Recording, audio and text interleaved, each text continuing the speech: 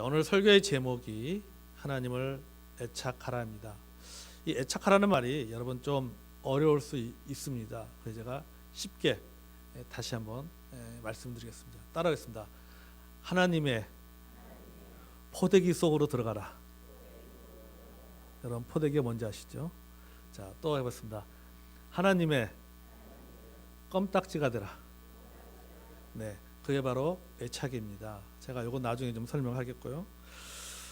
민준이가 유아기 때 이렇게 보니까요, 이 엄마의 그런 몸빼 바지에 애착하는 것을 보았습니다. 어딜 가도 보면 항상 이렇게 엄마 몸빼 바지를 이렇게 들고 가더라. 심지어는 수련회 가도 이 엄마 몸빼 바지를 이렇게 들고 가는 것을 보았습니다. 지금은 안 그러죠? 지금 그렇습니다. 그러니까 손에 떼지 못하는 거죠. 그러니까 그 엄마의 바지에서 느껴지는 촉감, 그리고 엄마의 냄새를 통해서 엄마의 사랑을 느끼고 어떤 마음의 안정감을 느끼는 것입니다. 그러니까 민주님만이 아니라 우리도 마찬가지입니다. 우리에게도 애착하는 것들이 있습니다. 저도 이 어떤 옷들은요 굉장히 낡아져가지고 여기저기 구멍이 붕붕 막 해서 거의 막 찢어지는 수준이 있음에도 불구하고 버리지 못하고 여전히 입고 다니는 옷들이 있습니다. 옷의 기능이 다 있지만은 그래도 그 옷에 대한 애착을 갖고 있는 거예요. 그러니까 그 옷의 기능을 다 했든 안 했든 상관하지 않고 그냥 그것을 입으면은 너무 편안한 거예요. 그래서 여기저기 구멍이 뚫려도 찢어져도 입고 다닙니다. 나이든 부모님들을 이렇게 보시면요, 그분들이 소중하게 여기는 물건들이 있습니다. 자녀들이 제발 좀 이제 좀 버리세요. 그거 좀 구질구질한 거 그것이 좀 제발 좀 버려라 그래도 절대 못 버립니다. 왜 못 버립니까? 그 물건에 대해서 애착하기 때문에. 그럼 그 물건에서 왜 애착을 하느냐? 애착하는 이유가 있습니다. 그 물건 속에는 무엇이냐면은 스토리가 있기 때문에 그래요. 그 물건에 얽힌 추억이 있고 이야기가 있기 때문에 그 물건을 버리지를 못하는 거예요. 자녀들이 볼 때는 뭐 쓰지도 않는데 좀 버리지, 구질구질해 보일지 몰라도 그 물건에 대한 스토리가 있는 부모님은 그걸 절대 버리지 못하는 거예요. 그 물건과 뭘 하는 겁니까? 관계를 맺고 있는 겁니다. 그 물건과 어떤 유대 관계를 통해서 어떤 지나온 본인이 살면서 겪었던 그런 어려움들, 또 살면서 경험했던 그 이야기들을 떠올리게 되는 것입니다. 여러분, 우리가 애착은요, 이 좀 집착과 조금 다릅니다. 애착과 집착은 착이라고 하는 하나의 뿌리에서 시작됐지만은 다른 의미를 가지고 있습니다. 애착은 말 그대로 사랑하기 때문에 찰싹 달라붙은 거죠. 집착은 붙잡고 매달리는 것이 집착입니다. 그러니까 애착은 어떤 긍정적인 에너지를 우리에게 주는 반면에 이 집착이라는 것을 딱 떠오를 때 집착은 뭡니까? 굉장히 부정적인 의미를 떠오르죠. 엄청 부담스럽고 그냥 떼어내고 싶은 그런 단어가 바로 집착이라고 하는 단어입니다. 심리학에서는 집착을 사랑과 관심을 받지 못해서 생긴 손상된 애착이다 이렇게 말하고 있습니다. 그러니까 사랑과 관심을 받으면 그게 애착이 되는데 사랑과 관심을 받지 못하면 그게 뭐가 된다는 거예요? 집착이 된다라고 하는 거죠. 그래서 손상된 집착이다, 애착이다라고 말하고 있습니다. 영국의 정신분석학자인 존 볼비는 이렇게 말했습니다. 애착이라고 하는 것을 이렇게 정의했어요. 부모와 자녀의 관계처럼 가까운 사람들과 지속되는 정서적 유대관계라고 말하고 있습니다. 그러니까 가까운 사람과 어떤 유대관계, 끈끈한 관계, 서로를 사랑하고 서로를 신뢰하는 관계, 그것이 바로 뭐냐면은 애착이다라고 존 볼비라고 하는 이분이 애착 이론을 만든 사람인데 이분이 이렇게 애착을 정의를 했습니다. 우리가 이 교육심리학에서 보면요, 교육심리학에 이렇게 말합니다.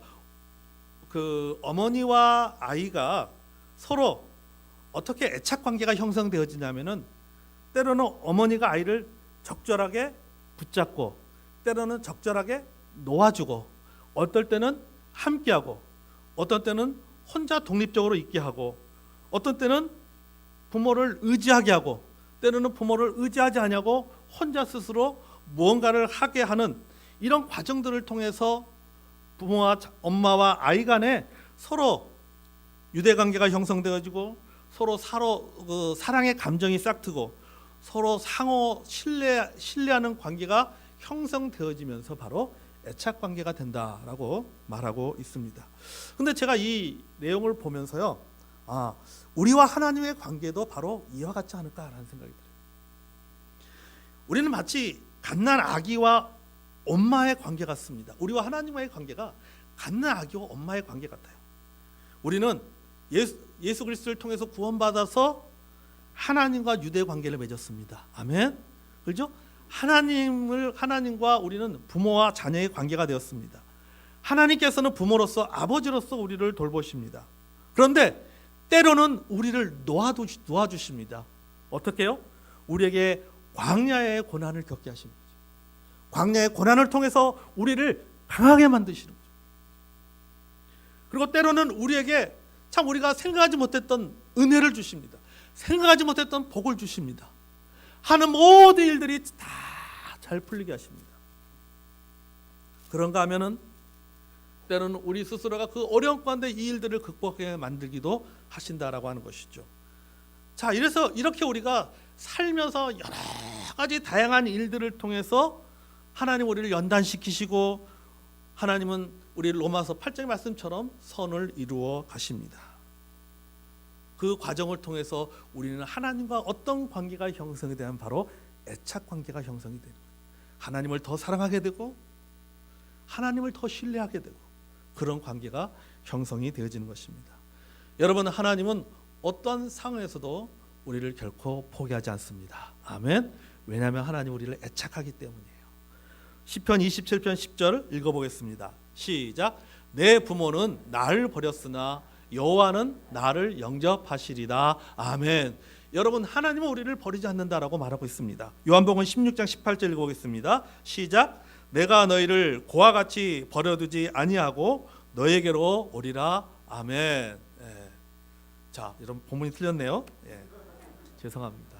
예. 누가 틀렸는지 참. 자, 어떻든 여러분, 하나님 우리를 고와 같이 버려두지 않으십니다. 아멘. 그러면서 어떻게 한다 하시는 거예요? 적절하게 당근과 채찍을 주십니다. 축복과 고난을 통해서 우리를 성장시키십니다. 그리고 그 과정을 통해서 하나님을 더욱 애착, 즉 사랑하게 되고 신뢰하게 되는 것입니다. 지난주에 우리는 이렇게 기도라는 제목으로 두 가지 말씀을 나눴습니다. 그렇죠? 두 가지가 뭘까요? 그렇지 않고 제가 이야기해 드리겠습니다. 첫째, 속 사람의 강건함을 위해 기도해야 한다. 속 사람의 강건함을 위해 기도해야 한다고 해서 마음의 건강성을 위해서 기도해야 됩니다. 자, 둘째, 시작. 그리스도께서 우리의 마음을 주장하시기를 기도해야 된다. 아멘. 예수 그리스도께서 우리의 마음의 손님이 아니라 주인이 되셔서 내 마음의 집 가운데 계셔서 우리의 삶을 주장하시도록 우리가 기도해야 된다라고 했습니다. 오늘은 여러분 셋째입니다. 같이 읽겠습니다. 시작. 하나님을 더욱 애착하게 해달라고 기도해야 된다. 아멘. 여러분, 그렇습니다. 우리는 날마다 하나님을 더 애착할 수 있도록 기도해야 되고 우리는 날마다 하나님을 애착해야 됩니다. 아멘. 자, 본문 17절 19절 다시 한번 읽어보겠습니다. 17절 19절 시작. 믿음으로 말미암아 그리스도께서 너희 마음에 계시게 하옵시고 너희가 사랑 가운데서 뿌리가 박히고 터가 굳어져서 능히 모든 성도와 함께 지식에 넘치는 그리스도의 사랑을 알고 그 너비와 깊이와 높이와 깊이가 어떠함을 깨달아 하나님의 모든 충만하신 것으로 너에게 충만하시기를 구하노라. 아멘. 자, 여기 17절에서 19절의 말씀, 이 구절 속에 두 가지 애착 사랑이 나옵니다. 첫째는 뭐냐면요, 우리를 향한 하나님의 애착입니다. 그리고 둘째, 하나님을 향한 우리의 애착입니다. 자, 먼저 우리를 향한 하나님의 애착을 보겠습니다. 여기 본문에 보면은, 우리가 읽은 말씀 본문에 보면은 사랑 가운데 뿌리가 박히고 터가 굳어져. 여기 사랑 가운데라는 단어가 나옵니다. 그리고 그 다음에는 능히 모든 성도와 함께 지식에 넘치는 그리스도의 사랑을 알고, 사랑 가운데라는 단어가 나오고 그 다음에 그리스도의 사랑이라는 단어가 나옵니다. 자, 여기에서의 사랑을 다른 말로 오늘 여러분과 나눈 말씀의 제목과 연관해서 말하는 바로 애착을 말하는 거죠. 하나님의 애착을 말합니다. 이 애착을요, 우리가 그 히브리어로 표현하면 저는 이렇게 표현하고 싶어요. 헤세드라고 하는 단어입니다. 헤세드. 여러분 많이 들어봤을 거예요. 헤세드. 여러분 구약에서 하나님께서 인간을 향한 하나님의 사랑을 표현한다면 바로 헤세드라는 단어로 표현할 수 있습니다. 하나님의 은혜 또는 변하지 않는 하나님의 사랑을 구약적으로 표현하기를 바로 헤세드라고 표현합니다. 시편 23편 6절 읽어보겠습니다. 시작. 내 평생에 선하심과 인자하심이 반드시 나를 따르니 내가 여호와의 집에 영원히 살려다. 아멘. 여기 보면 내 평생의 선하심과 인자하심이 뭐냐면은 히브리어로 헤세드. 그러니까 내 평생의 선하심과 하나님의 애착하심이 반드시 나를 따르리. 이런 의미로 생각해 볼 수가 있는 거죠. 뭐 하는 거예요? 애착이 찰싹 달라붙는 거죠. 영원히 여호와의 집 영원히 함께 이르다. 자, 이 구약의 애착을 구약의 히브리어로 표현한다면은 헤세드라는 단어로 표현을 하고, 그럼 신약에서 이것을 헬라어로 표현하면은 어떻게 표현할 수 있을 것 같습니까? 어떻게 표현할 수 있을까요? 우리가 잘 아는 단어죠. 뭡니까? 아가페예요. 아가페. 아가페가 뭡니까? 포기하지 않는 하나님의 사랑. 무조건적인 하나님의 사랑. 여러분 이게 아가페 아닙니까? 이 아가페의 사랑의 특징이 가장 잘 나타나는 것이 뭡니까? 고린도전서 13장이잖아요. 이 아가페의 사랑입니다. 포기하지 않는 무조건적인 사랑. 그 하나님의 사랑. 그것이 우리를 향한 하나님의 애착입니다. 아멘. 여러분 요한일서 4장 9절 10절 읽어보겠습니다. 시작. 하나님의 사랑이 우리에게 이렇게 나타난 바 되었으니 하나님이 자기의 독생자를 세상에 보내심은 그로 말미암아 우리를 살리려 하심이라. 사랑은 여기 있으니 우리가 하나님을 사랑한 것이 아니요 오직 하나님 우리를 사랑하사 우리 죄를 속하기 위하여 화목제물로 그 아들을 보내셨습니다. 아멘. 여러분 제가 이 본문의 말씀에 하나님의 사랑 옆에 아가페라고 썼습니다. 이걸 아가페라고 쓰지 아니하고 애착이라도 쓸 수 있을 것 같아요. 하나님의 애착이 우리에게 이렇게 나타난 바 되었으니 하나님이 자기의 독생자를 세상에 보내심은 그로 말미암아 우리를 살리려 하십니다. 하나님께서 우리를 애착하신다라는 것은 어떻게 행동으로 나타났습니까? 자기의 독생자이신 예수 그리스도를 우리에게 보내주심으로 그걸 표현해요. 하나님의 애착은 여기 있으니 우리가 하나님을 애착한 것이 아니라 하나님이 우리를 애착하사 우리 죄를 속하기 위하여 화목제물로 그 아들을 보내셨습니다. 여러분 하나님은 우리를 애착하십니다. 우리를 사랑하십니다. 여러분 어떤 사랑이 아이를 구하러 불길 속으로 뛰어들게 합니까? 어떤 사랑이 실종된 사람을 수십 년 동안 찾아다니게 만듭니까? 어떤 사랑이 집 나간 아들을 포기하지 않고 끝까지 기다리게 하는 것입니까? 바로 애착 때문이에요. 애착 때문에. 불길입니다 알고 들어가면 죽는다는 것을 알고 있음에도 불구하고 아이를 살리기 위해서 불길 속으로 뛰어들어가는 겁니다. 왜 그렇습니까? 엄마는 그 아이에 대해서 애착이기 때문에. 여러분 우리를 향한 하나님의 사랑도 바로 이와 같습니다. 하나님은 우리를 애착하십니다. 여러분 우리는 이런 하나님의 애착 같은 사랑을 통해서 구원받았습니다. 아멘. 하나님의 자녀가 되었어요. 하나님과 유대관계를 맺었습니다. 우리가 소위 말해서 코이노니아가 된 거예요. 교제하는 관계가 된 것이죠. 여러분 이것이 얼마나 놀라운 축복입니까? 이것이 바로 우리를 향한 하나님의 애착입니다. 그것이 본문에서는 뭡니까? 사랑의 사랑이라는 말과 그다음에 그리스도의 사랑이라는 말 속에서 우리는 찾아볼 수가 있습니다. 자, 17절에 나온 두 가지 애착 사랑 중에 하나는 우리를 향한 하나님의 애착입니다. 둘째는 하나님을 향한 우리의 애착입니다. 여기 본문에 보면은 사랑 가운데 뿌리가 박히고 터가 굳어져라고 말하고 있습니다. 그러니까 우리를 향한 그 하나님의 그 애착 사랑 안에 내가 뿌리를 박는 거예요.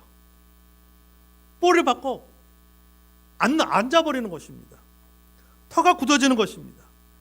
여러분, 하나님에게 애착된 상태를 말하고 있는 거예요. 그러니까 우리가 하나님 앞에 기도할 때 무엇을 기도할까?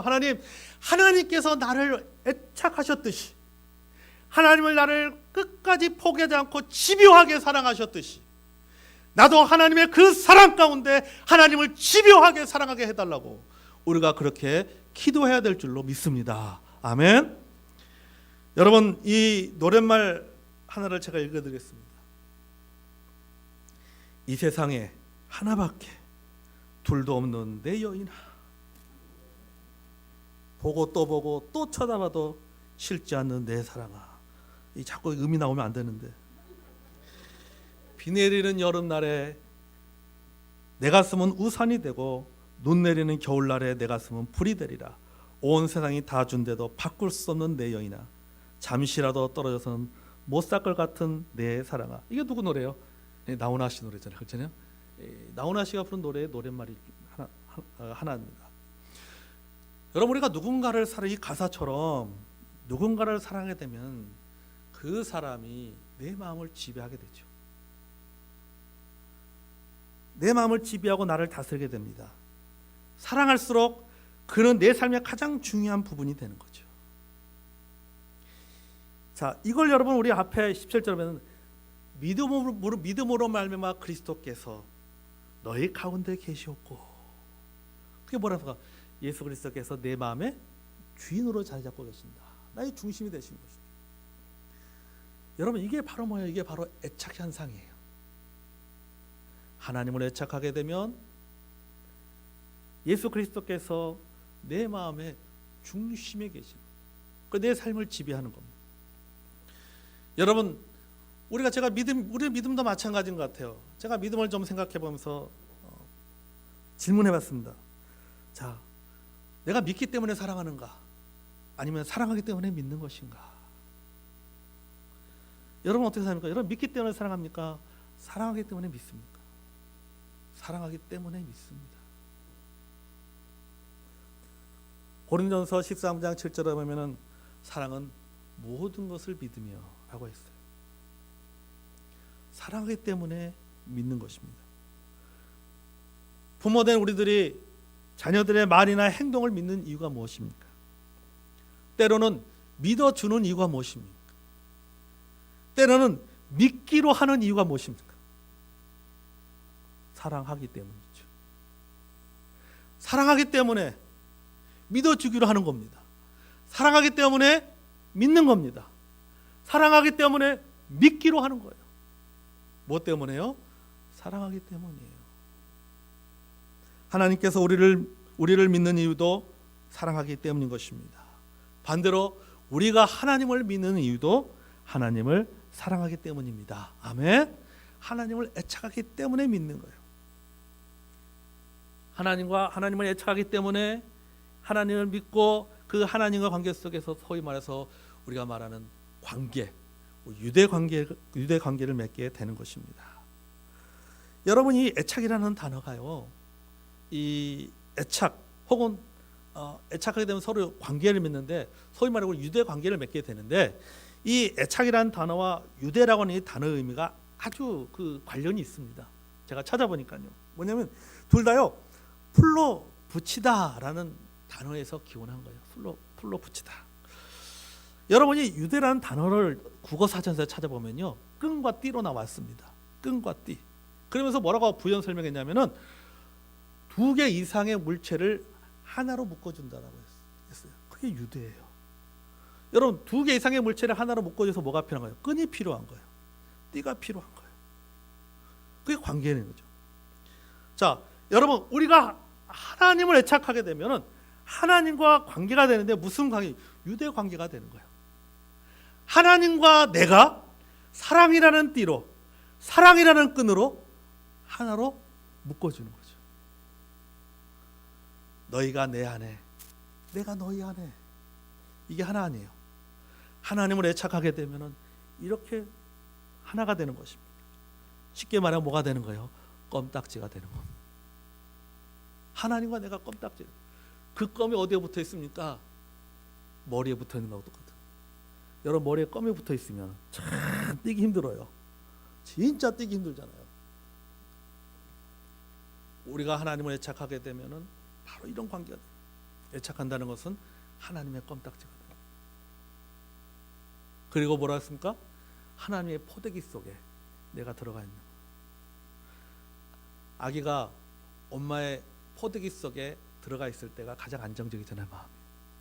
잠도 잘 잡니다. 아무리 밖이 시끄러워도 아기는 엄마의 포대기 속에 들어가 있으면요 잠을 자. 안정감을 느끼는 거죠. 마찬가지. 여러분 우리가 하나님의 포대기 속에 들어갈 때에 우리가 뭘 느끼는입니까? 우리가 안정감을 느끼는 거예요. 하나님을 애착하게 되면 하나님과 탈싹 달라붙으면 우리가 뭐 하게 됩니까? 우리는 안정감을 느끼게 되는 거예요.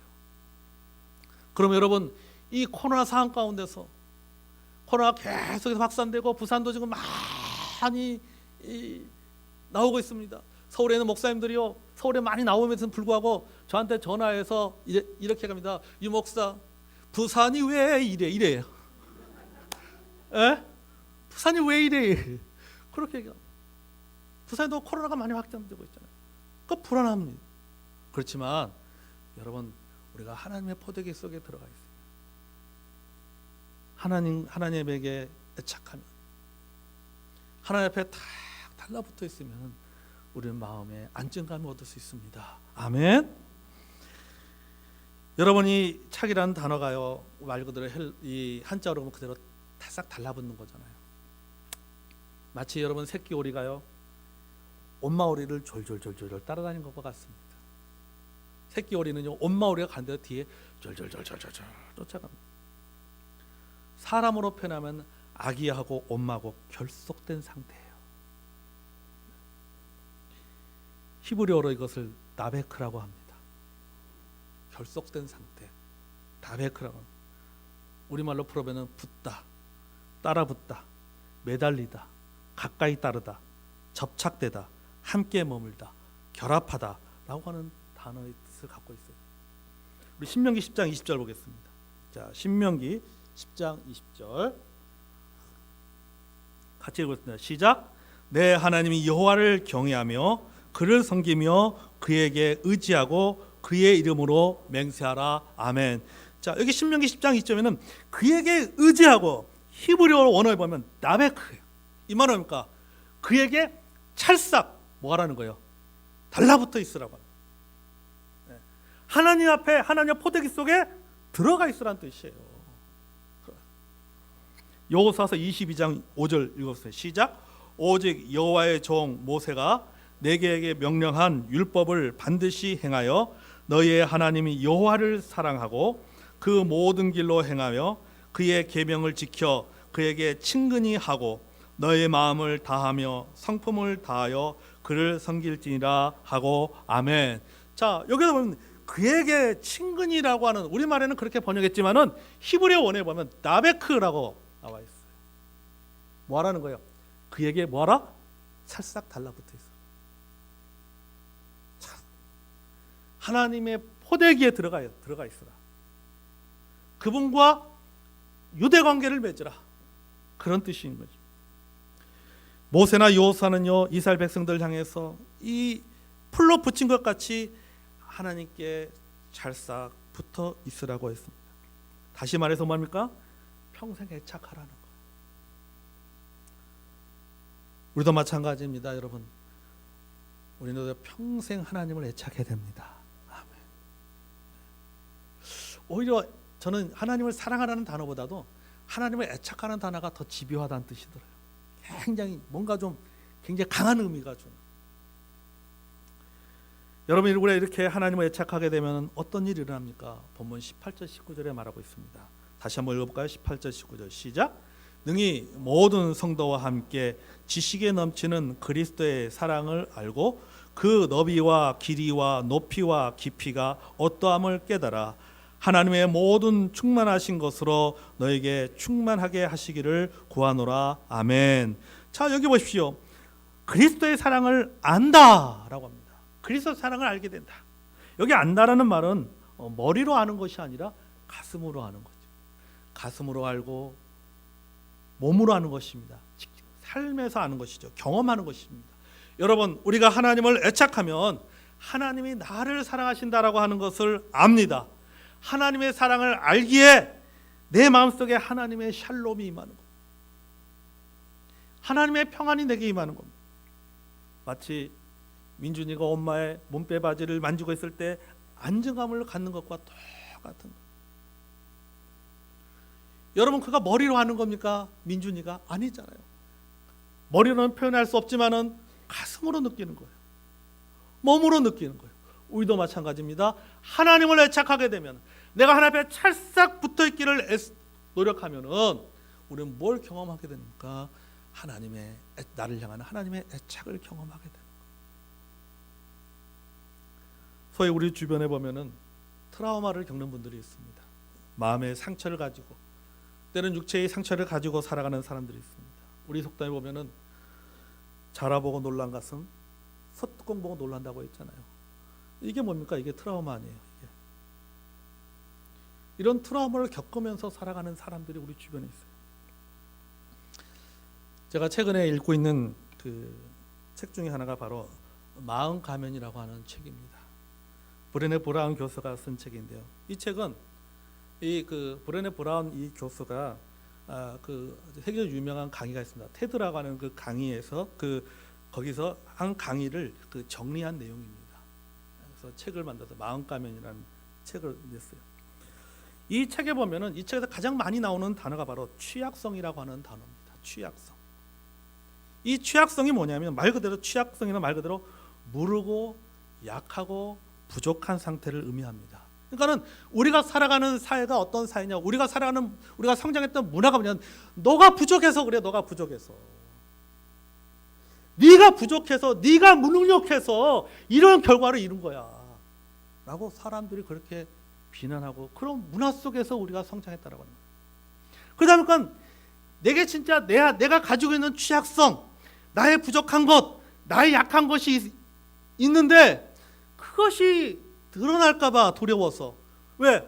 그것이 드러날 때는 그것을 인해서 내가 수치심을 느끼고, 그것을 인해서 사람들에게 비난받고, 그것에 사람들에게 어떤 비판을 듣는 것에 대해서 그런 것을 빌미를 주기 싫어가지고 자신이 취약성이 있음에도 불구하고, 연약하고 부족한 것이 있음에도 불구하고 그것을 가면으로 가린다라고 하는 것이죠.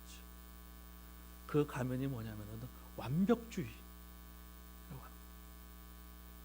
실수하고 실패한 것에서 도저히 자기 스스로가 용납하지 못하는 그런 것으로 자신이 갖고 있는 약한 부분들을 가려버린다라고 하는 거죠. 그러다 보니까 뭐 한다는 거예요? 자존감이 떨어진다는 거예요. 늘 불안한 거죠. 왜? 사람들이 내 취약성을 알까 봐 불안한 거예요. 삶에 행복하지 못하는 거예요. 이 책 내용이 그런 내용이에요. 그러면서 뭐냐면은 용기를 가져라라고 하는 거예요. 자신의 취약성을 드러내는 것에서 두려워하지 마라. 그렇게 말합니다. 행복하지 못합니다. 그런데 여러분, 제가 이 책을 뭐 지금 읽고 있는데요. 읽고 있는 중인데요. 뭐 읽으면서 그래서 자, 이런 증상에서 벗어날 수 있는 방법은 뭐냐? 제가 내린 결론은 하나님을 애착하는 거다. 아멘. 왜요? 하나님 무조건적으로 우리를 품어주시잖아요. 세상은 네가 왜 이래 이렇게 말하지만 하나님은 다 품어주신다는 거죠. 그게 우리를 향한 하나님의 애착 아닙니까? 하나님의 애착 사랑을 경험하게 되면요, 여러분, 이런 것에서 벗어날 수 있어요. 우리 젊은 애들이 말하는 것처럼 하나님의 애착 사랑을 경험하면요, 자신감 뿡뿡 되는 거예요. 에베소 2장 10절을 보겠습니다. 저는 에베소 2장 10절의 말씀을 우리 청년들, 학생들이 이 말씀을 꼭 암송하고 그 의미를 새겼으면 좋겠습니다. 에베소 2장 10절. 자, 시작. 우리는 그가 만드신 바라 그리스도 예수 안에서 선한 일을 위하여 지으심을 받은 자니 이 일은 하나님이 전에 예비하사 우리로 그 가운데서 행하게 하려 하심이라. 아멘. 여기 보면 우리는 그가 만드신 바라, 헬라어로 말하는 포에마라고 하는 단어입니다. 자, 이 에베소 2장 10절의 말씀을 킹 제임스 영어 성경에서는 이 만드신 바라를 뭐라고 하냐면은 워크맨십이라고 영어로 썼어요. 킹 제임스 성경에서, 영어 성경에서. 그러니까 작업자의 탁월한 솜씨로 만들었다. 우리는 그가 하나님의 작업자신 하나님의 탁월하신 솜씨로 만들어진 존재다. 무엇을 위해서? 선한 일을 위해서 만들어진 존재다라고 하는 것이죠. 또 그 뉴 리빙 영어 성경에는요, 메스터피스라고 번역을 했습니다. 메스터피스. 그러니까 어떤 그런 장인이 만들었던 명작, 아주 훌륭한 작품, 그런 뜻이죠. 그러니까 하나님께서 나를 어떻게 해요? 아주 훌륭한 작품으로 만들어졌다. 포이에마라고 하는 이 헬라어 뜻이 뭡니까? 걸작품이라는 뜻이에요. 걸작품. 여러분, 하나님이 나를 걸작품으로 만들어졌다라고 하는 겁니다. 아멘. 여러분, 이 시라는 영어, 포임이라는 이 영어 단어, 시, 이게 바로 포이에마라는 그 단어에서 나온 거예요. 시. 그러니까 시인이신 하나님께서, 그 하나님께서 멋들어지게 시를 썼어요. 그 시가 누구예요? 나예요. 그게 나예요. 하나님이 나를 멋들어지게 만들어, 아름답고 멋있는 시로 나를 만들어 놓은 거죠.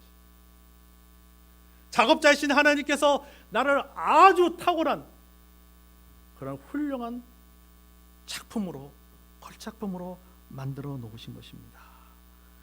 여러분, 우리가 이런 믿음으로 살아간다면요, 얼마나 내 마음속에 평안이 넘치겠습니까? 아멘. 자신감 뿡뿡 되지 않겠어요? 자존감이 올라갑니다. 하나님을 애착하게 됩니다. 여러분, 하나님을 애착하게 되면요, 이런 일들이 일어납니다. 아멘. 하나님이 나를 이렇게 살아. 그렇게 위해서 뭐예요? 하나님을 애착해야 돼요. 트로트 가수 김용임 그 가수의 노래 가사처럼 사랑의 밧줄로 꽁꽁 묶어라. 꽁꽁 묶게 되면은 이런 결과가 일어나게 될 줄로 믿습니다. 폴던 존슨이라는 목사는 이렇게 말했습니다. 우리가 귀한 존재여서 하나님이 우리를 사랑하는 것이 아니다. 하나님이 우리를 사랑하셔서 우리가 귀한 존재가 됐다. 하나님 우리를 사랑해서 우리가 귀한 존재가 되는, 맞습니다. 우리가 하나님을 애착할 때, 하나님의 애착 사랑을 경험할 때 이런 놀라운 진리를 경험하게 됩니다. 이런 하나님의 사랑을 경험하게 되면 여러분, 자존감 올라가죠. 마음의 평안이 넘칩니다. 하나님과 유대 관계는 더욱더 깊어지게 됩니다. 하나님 나를 이렇게 사랑하셔. 하나님 나에 대해서 이렇게 많이 애착하고 있구나. 나도 하나님을 더 애착하면서 서로가 뭐가 되는 거예요? 더 그 관계가 싹 달라붙는 껌딱지가 되는 거예요. 껌딱지. 달라스 윌라드의 마지막 영성이라는 책에 보면요, 이 신경정신과 박사인 칼 리만 교수의 글이 나오는데요. 이 책에 보면요, 이런 내용이 있어요. 하나님과 애착 관계가 좋아지면 각종 공포증에서부터 해리성 장애에 이르기까지 여러 문제가 치유된다. 각종 심리 장애와 관계 결렬도 해결된다. 이렇게 말하고 있고요. 그 안에 또 내용 보면요, 하나님과 애착이 잘 되면 내담자의 트라우마가 6배 빨리 해소된다. 라고 신경 그 정신과 박사가 그렇게 이야기했습니다. 책 속에 이런 내용이 있어요. 그러니까 뭐 하는가요? 하나님의 사랑을 경험하게 되면, 하나님의 애착 사랑을 경험하게 되면 내 마음 가운데 있는 트라우마, 내 마음에 있는 상처들이 뭡니까? 더 빨리 회복이 된다는 거예요. 더 빨리 치유가 된다는 것입니다. 여러분, 그렇게 되지 않겠습니까? 여러분, 우리가 하나님의 사랑을 한번 여러분 경험하게 되면요, 여러분, 그 어떤 내 마음속에도 모든 어떤 상처가 있든지 간에 그 모든 상처들이 여러분 치유될 줄로 믿습니다. 아멘. 그러므로 여러분 내 마음속에 어떤 트라우마가 있고 상처가 있다라면 왜 나는 이것밖에 못해? 라고 하는 자존감의 다운을 경험하고 있다면 어떻게 됩니까? 여러분 이렇게 기도해야 됩니다. 하나님, 제가 나를 향하는 하나님의 애착 사랑을 더 많이 느끼고 제가 하나님을 더 많이 애착하게 해주십시오. 하나님의 에베소서 3장의 말씀처럼 내가 하나님의 애착 사랑 가운데 뿌리가 박히고 터가 굳어져서 나를 향하는 하나님의 애착 사랑을 더 많이 몸으로 마음으로 느끼게 해달라고 기도하는 저와 여러분이 되기를 원합니다. 아멘. 마지막으로 여러분 하나님을 애착하게 되면 어떤 일이 일어납니까? 여기 오늘 본문에 보면요, 사랑의 네 가지 차원을 깨닫게 된다라고 말하고 있습니다. 첫째는 뭡니까? 예수님의 사랑의 넓이를 경험하게 된다. 그랬잖아요. 그 넓이와 이 넓이는 범위를 말하는 거죠. 그럼 하나님의 예수님의 그 사랑의 넓이가 범위가 어느 정도 될까? 어느 정도 될까요? 그 온 세상이에요. 그렇죠? 온 세상입니다. 온 사람입니다. 이 말은 뭡니까? 예수님이 사랑하지 못하는 사람은 없다. 예수님의 사랑을 받지 못할 사람은 아무도 없다는 거예요. 유대인이나 이방인이나 바리새인이나 죄인이나 의인이나 악인이나 잘난 사람이나 못난 사람이나 능력이 있는 사람이나 없는 사람이나 할 것 없이 모두가 다 예수님의 사랑을 받습니다. 아멘. 그 사랑의 범위 속에 누가 들어가 있는 거예요? 나도 들어가 있는 거예요. 내가 비록 지금 부족하고 내가 비록 지금은 잘 살지 못한다 할지라도 나는 여전히 하나님의 사랑을 받는 존재, 여전히 하나님께서 애착하시는 존재가 바로 나다라고 하는 그것을 알게 된다는 겁니다. 아멘. 또 본문에 말하고 있죠. 뭐랍니까? 그 사랑의 길이와 예수님의 사랑의 길입니다. 여러분 여기서 길이는요 무슨 1m, 2m 그 길이를 말하는 게 아니에요. 시간상의 길입니다. 그 말은 뭡니까? 예수님은 한 번 사랑하시면은 영원히 사랑한다는 거예요.